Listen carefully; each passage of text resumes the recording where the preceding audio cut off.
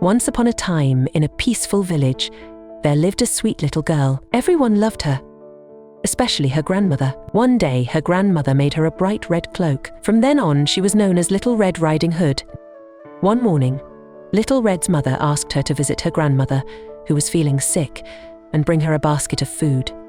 As Little Red was leaving, her mother warned her, "Now remember, stay on the path and don't talk to strangers." "Be careful," my dear Little Red promised, and set off on her journey through the forest.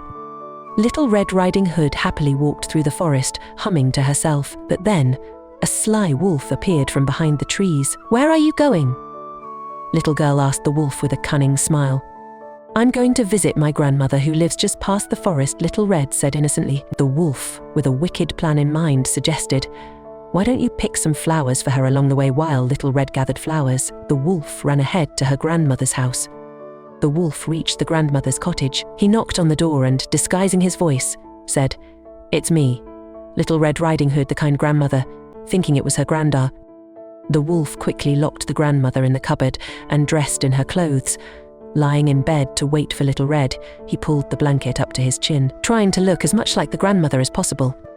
Soon after, Little Red Riding Hood arrived at the cottage. She noticed something strange about her grandmother. "Grandmother, what big ears you have," she exclaimed. "The better to hear you with, my dear," the wolf replied. "But grandmother, what big eyes you have, the better to see you with, my dear," the wolf said with a grin. "But grandmother, what big teeth you have, the better to eat you with," growled the wolf, leaping out of the bed. The wolf revealed his true form and jumped toward Little Red terrified. Little Red stepped back, but just as the wolf was about to grab her, a brave woodsman burst into the room. With a swift swing of his axe, the woodsman scared the wolf away. Little Red and her grandmother were saved. They thanked the woodsman for his bravery. Afterward, Little Red, her grandmother, and the woodsman stood outside the cottage, enjoying the sunshine. Little Red had learned an important lesson that day. As she walked back home, Little Red Riding Hood thought to herself, "I will always listen to my mother and never talk to strangers again," and from that day on, she was much more careful